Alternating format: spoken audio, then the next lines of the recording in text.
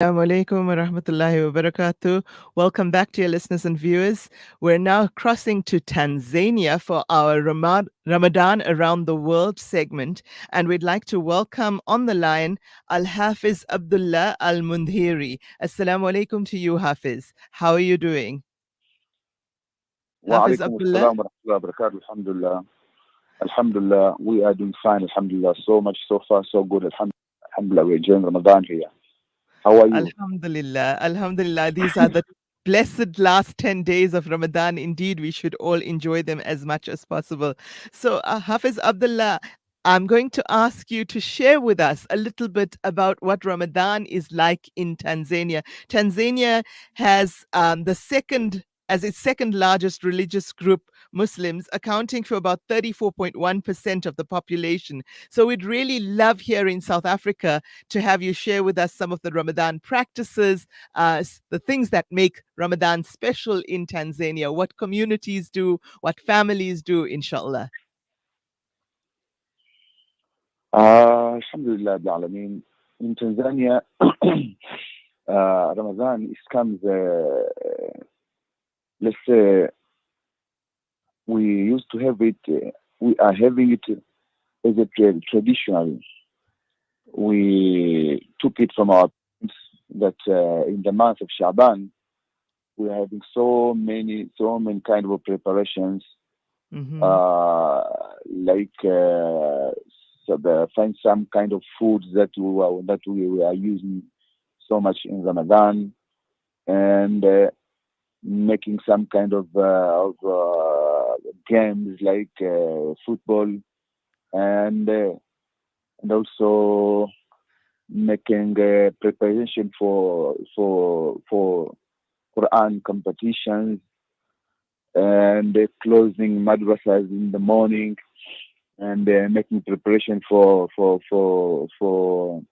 the darsas in madrasa in evening, and also preparing students and Mm-hmm. teachers for the night prayers like Tarawih, MashaAllah. Witri, and Qiyamul Layl, and those kind of things we are doing in the end of Shaban, so that Mm-hmm. when Ramadan starts, we are ready physically and spiritually.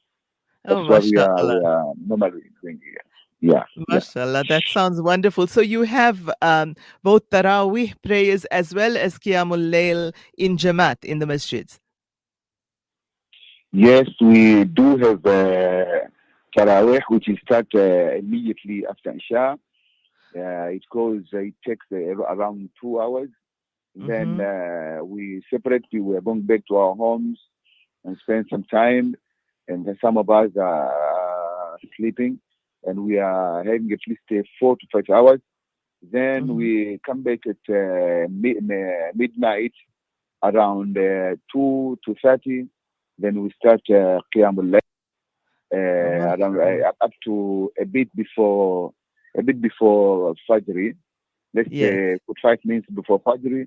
Then when we finish Utri, we go back to home. We had been at least for 5 minutes for Sufri. I mean for Sufri. Suhoor. Then we Yes. are eating. Yeah. Then we are coming back for Fajr. That's it. After Fajr, we Okay. back at home. Some of us are going to sleep. Some of us are going to prepare for job. Something like Mhm. that. Something like that. Subhanallah. So the whole pace of life, alhamdulillah, in Ramadan is centered around the salah. And it's wonderful to hear that you have the Qiyamul Layl, the Tahajjud prayer in the masajid at, as you say, 2 a.m. in the morning, mashallah. Not many of our masjids here do that, but inshallah, we will learn from your example. And tell me, Al-Hafiz Abdullah, tell me, what about the football? When you mentioned you have football preparations for Shaban, I was quite surprised. Do your young people playing football, do they manage to play while they're fasting, or do they play in the evenings? What kind of atmosphere is it? Yeah, we have two kind of football. First one, it is in Shaban, which we were called it for football for Ramadan. That means Ah. we are preparing ourselves with the coming Ramadan to It's about 5 to 6 matches, just Uh-huh. getting together. And in Ramadan, there is something, we have something that we call the Ramadan Cup. Some of my students, some of young people, they are going to play football immediately after Tarawih.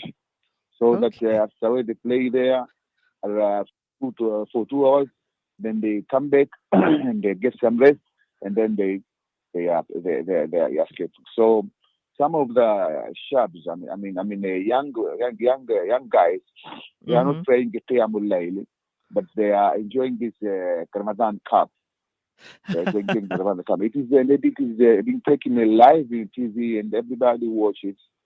It's It the sounds kind of wonderful, mashallah. motivation Ramadan. It Yeah. sounds wonderful, mashallah. And it sounds like they have enormous energy, alhamdulillah. That's lovely to hear. And lastly, before we let you go, Hafiz Abdullah, tell us a little bit about what the special Ramadan foods in Tanzania are. Oh.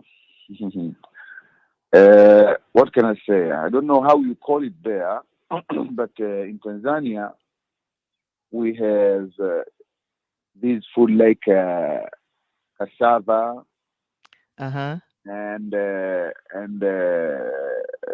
bananas, Mm-hmm. and we are making so many stuffs from wheat flour, Mm-hmm. so many stuffs from wheat flours like kebab. Uh, what we call the vitumbua. We call the vitumbua the kebab vitumbua, Mm-hmm. and I know in we must Tumbuba. they are good. They are good. They've got so many kind of names, but all of them come from wheat flour. Some of them Mm-hmm. sugar coated. Some of them salty. Some of Mm-hmm. them we put pepper. I mean, so many stuffs are making from from wheat flour, and we Alhamdulillah. use bananas also bananas. So much. In Ramadan, Alhamdulillah, we very rarely using eating what we call it very rare. Uh-huh. We don't use it because we are using these things food that comes from vegetable. A lot of them Right. not eating rice, Uh-huh. not eating rice in So Ramadan. lots of So cassava, wheat-based things, and then bananas as well, mashallah. That sounds wonderful. Are you in Dar es Salaam, Hafiz Abdullah? yes, I'm in Dar es Salaam, center It's of a Tanzania, and beautiful, Dar es Salaam. beautiful city, mashallah. So I can only imagine that Ramadan there must be really special. Yeah, Alhamdulillah. Very, very special Alhamdulillah. in the center of Dar es Salaam of Tanzania, Dar es Salaam. Alhamdulillah. At night every shop is being is being opened as if it is in the afternoon, because Uh-huh. people when they're coming from Taraweh, they are dispersed and going to different shops and shopping. Hmm. Usually at the end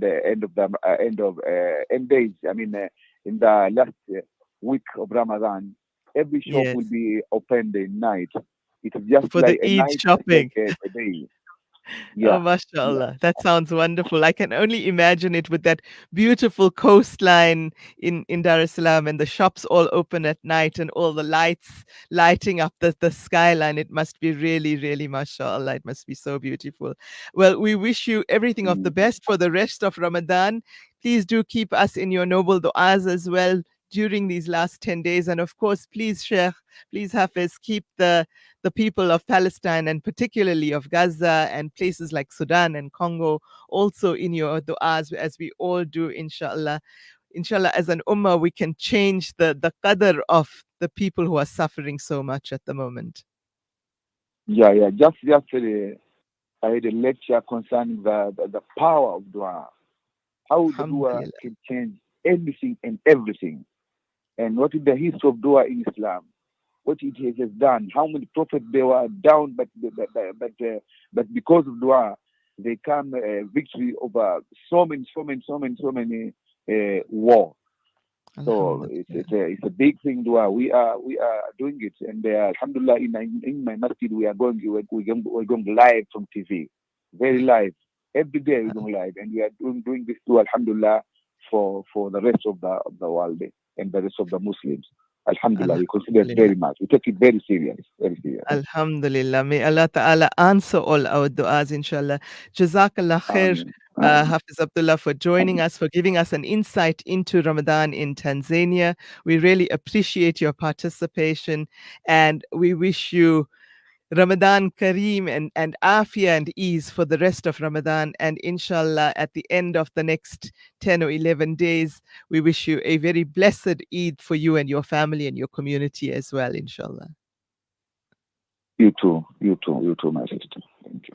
Shukran Thank you. jazilan. And with that, we need to go to an ad break. As you know, dear listeners, we have an imperative here to pay the bills.